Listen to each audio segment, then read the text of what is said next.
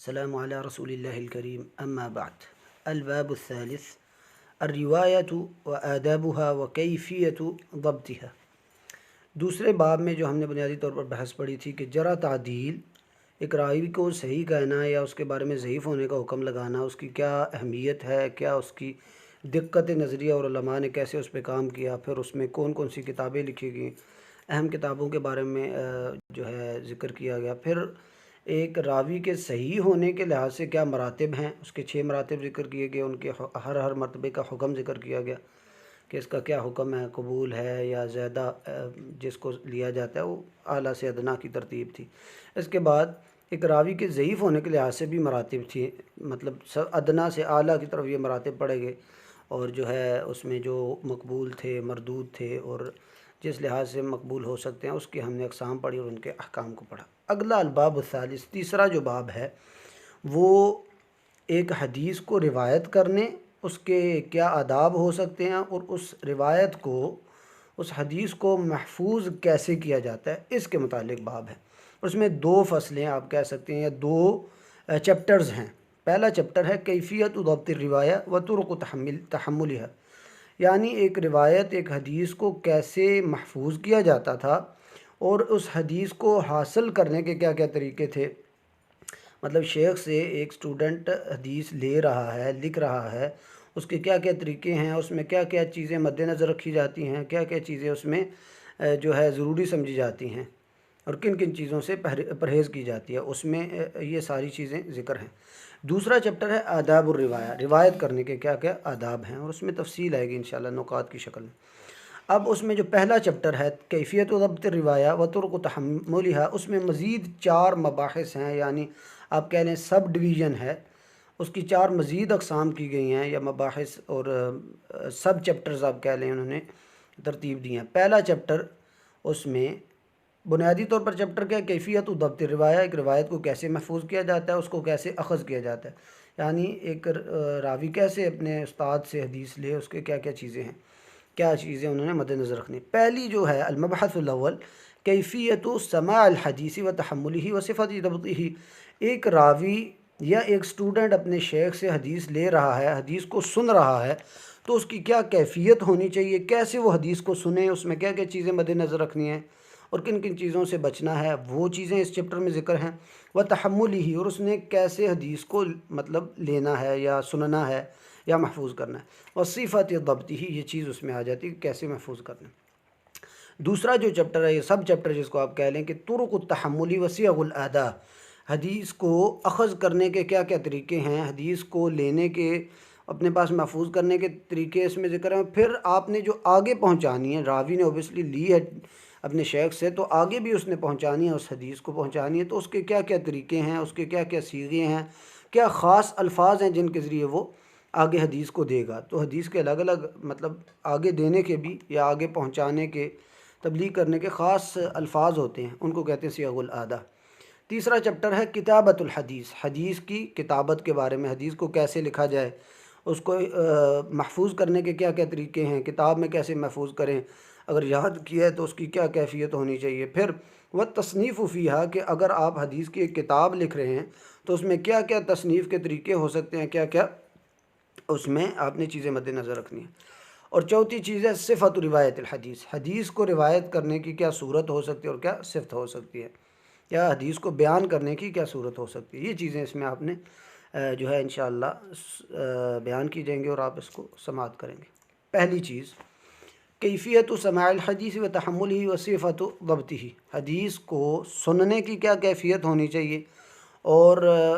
اس کو حاصل کرنے کی، حدیث کا علم لینے کی کیا اس میں چیزیں مد نظر رکھنی ہیں، اور پھر اس کو محفوظ کرنے کی کیا کیا اوصاف ہو سکتے ہیں۔ تمہیداً اس میں گفتگو کی گئی ہے۔ اب حدیث کو سننے کی کیفیت سے مراد یہ ہے کہ وہ چیزیں اور وہ شروط جو انسان کو لازم پکڑنے ہیں حدیث کو سننے کے دوران، یعنی شیخ سے حدیث سن رہا ہے تو کیا کیا چیزیں اور کیا کیا شرائط اس نے لازم رکھنی ہیں، اس کو کہتے ہیں کیفیت، اور اس کو کیسے محفوظ رکھنا ہے، اور پھر اس کے کیا طریقے ہیں جس کے ذریعے آپ نے اس کو آگے ادا کرنا ہے، اگلے بندے تک پہنچانا ہے۔ جیسا کہ کتنی عمر ہونی چاہیے ایک راوی کی یا ایک بندے کی حدیث کو سننے کے لیے کہ اس کو معتبر سمجھا جائے کہ یہ عمر ہے، تو اس کے بعد اس بندہ اگر یہ دعویٰ کرے کہ میں نے اس عمر میں حدیث کو سنا ہے تو اس کو ہم مان سکیں یا اس کو لیا جا سکے، اور کیا واجب ہے اور اس میں کیا مستحب ہے؟ یعنی ایک بالغ اگر بندہ ہے، ایک بالغ بندہ اگر سن رہا ہے حدیث، اس کو جو ہے لیا بھی جا سکتا ہے، اور اس کو وہ آگے لے بھی حدیث کو سن بھی سکتا ہے، محفوظ بھی کر سکتا ہے، آگے دے بھی سکتا ہے۔ لیکن اگر بالغ نہیں ہے، وہ حدیث کو سن سکتا ہے، محفوظ کر سکتا ہے، لیکن آگے پہنچا نہیں سکتا۔ یہ چیزیں آگے ہم دیکھیں گے انشاءاللہ۔ اور پھر وہ دوسری چیز کو وضاحت کر رہے ہیں کہ والمراد بتحملہ، تحمل سے کیا مراد ہے؟ تحمل کا مطلب لینا کہ حدیث کو اخذ کرنے کے، حاصل کرنے کے، حدیث کو لینے کے، یعنی شیخ سے سننے کے کیا کیا طریقے ہیں۔ والمراد بصفت ضبطہ، یعنی اس کو محفوظ کرنے کے طریقے سے کیا مراد ہے کہ ایک راوی، ایک طالب علم جو ہے وہ شیخ سے کس صورت میں اور کن کن شروط کے ساتھ اس نے ایک حدیث کو جو ہے اپنے پاس محفوظ کرنا ہے، اور وہ کیا چیزیں ہونی چاہیے جو جو آپ کے پاس حدیث محفوظ ہیں، وہ شرائط اس میں پائی جائیں تو اس حدیث کو یا اس راوی کو اہل سمجھا جائے کہ اب اس کی روایت کو قبول کیا جا سکتا ہے، یا وہ روایت آگے جب پہنچائے گا تو اس کو اطمینان کی نظر سے دیکھا جائے کہ یہ جو اس نے روایت کی ہے اس میں یہ جو شروط تھیں پائی جا رہی ہیں، اس لیے اس کو جو ہے اس کا اہل سمجھا جائے گا۔ یعنی اگر اس نے حفظ کیا ہوا ہے تو اس کی خاص صورت ہوگی، اگر اس نے کاپی میں لکھا ہو، کتاب میں لکھا ہوا تو اس کی بھی صورتیں ہوں گی، انشاءاللہ اس کو ڈیٹیل سے ہم پڑھیں گے۔ اب ان ساری چیزوں کے بارے میں علماء نے علوم الحدیث میں خاص قواعد وضع کر دی ہیں، اور ضابطے اور شروط کی شکل میں اس کو ذکر کر دیا ہے کہ ان کو مطلب قواعد کی شکل میں، مراتب کی شکل میں ذکر کر دیا کہ یہ مرتبہ پایا جائے گا تو وہ اعلیٰ سمجھا جائے گا، اور یہ اس کو ادنا سمجھا جائے گا یا اس سے کم سمجھا جائے گا۔ یہ حدیث کے اہتمام کے لیے ساری چیزیں تھیں کہ حدیث کو زیادہ سے زیادہ احتیاط کے ساتھ اس کو محفوظ بنایا جا سکے، اور ایک شخص جب دوسرے کو حدیث دے رہا ہے تو اس میں خاص چیزیں ہونی چاہیے۔ ہر چیز جو ہے، جیسے عام تاریخ لکھی جاتی ہے، اس میں کسی کی چیز کی بحث نہیں کی جاتی کہ راوی ہے وہ کیسے بیان کر رہا ہے، بلکہ حدیث میں اگر جب یہ چیز آتی ہے تو اس میں ہر چیز کا جو ہے خیال رکھا جاتا ہے۔ اب سوال آتا ہے اس میں اگلا کہ حل یشترط لتحمل الحدیث الاسلام والبلوغ، کہ ایک راوی یا ایک بندہ کوئی بھی حدیث کو سن رہا ہے اس غرض سے کہ اس نے آگے حدیث کو پہنچانا ہے، اس کے لیے اسلام کا ہونا اور اس کا بالغ ہونا کیا یہ شرط ہے؟ تو اس کا جواب یہ ہے کہ نہیں۔ ایک بندہ اگر حدیث کو سن رہا ہے اور اس نے آگے پہنچانی ہے تو اس کے لیے نہ اسلام ضروری ہے نہ اس کا بالغ ہونا ضروری ہے، اس لیے کہ ہمارے سامنے بہت ساری ایسی مثالیں آتی ہیں صحابہ میں سے بھی اور دیگر، جنہوں نے صحابہ میں سے خاص طور پر جو مسلمان نہیں ہوئے تھے، انہوں نے احادیث کو سنا، اور انہوں نے بعد میں جب وہ اسلام لائے تو انہوں نے ان احادیث کو ذکر کیا اور ان کی روایات کو قبول کیا گیا۔ اور بعض ایسے صحابہ جو چھوٹے تھے اور وہ ابھی بالغ نہیں تھے، انہوں نے احادیث کو سنا لیکن بیان نہیں کیا، بلکہ بالغ ہونے کے بعد انہوں نے بیان کیا اور ان کی حدیث کو معتبر سمجھا گیا۔ تو حدیث کو حاصل کرنا، سننا اور اخذ کرنا، یہ اس کے لیے نہ اسلام کا ہونا اور نہ بالغ ہونا شرط ہے۔ البتہ جب حدیث کو آگے پہنچانے کی باری ہوتی ہے کہ حدیث کو آگے دینا ہے، تبلیغ کرنی ہے اس کے لیے، تو اس کے لیے اسلام بھی ہونا لازمی ہے اور اس کے لیے بالغ ہونا بھی لازمی ہے۔ اب اگلا سوال یہ پیدا ہوتا ہے متى يستحب الابتداء بسماع الحدیث،